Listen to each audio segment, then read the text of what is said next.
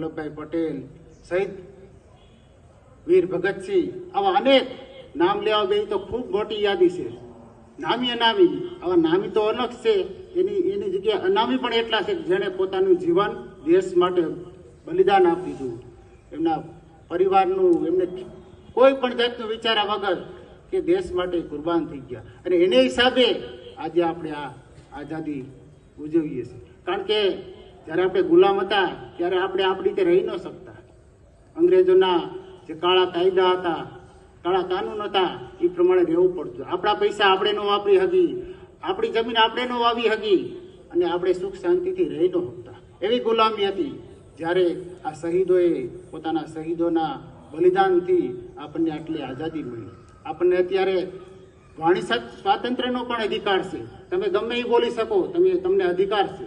આટલી બધી છૂટ એક કોઈ પણ કન્ટ્રીમાં, એક પણ દુનિયાને એક. જય ગિરનારી. આજે 78માં સ્વાતંત્ર્ય પર્વ નિમિત્તે હું આપ સૌને જૂનાગઢની જાણકારીના માધ્યમથી ખૂબ ખૂબ અભિનંદન અને શુભેચ્છા પાઠવું છું. આજે 78 વર્ષ પૂરા, 78મું વર્ષ આપણે ઉજવી રહ્યા છીએ, ત્યારે દેશમાં ખૂબ જ શાંતિ, સમૃદ્ધિ અને વિકાસ થાય એ ભગવાન ગિરનારીને પ્રાર્થના કરી સર્વે સુખમય રીતે આખો દેશ સંચાલન થાય એવી ભગવાનને પ્રાર્થના કરીએ.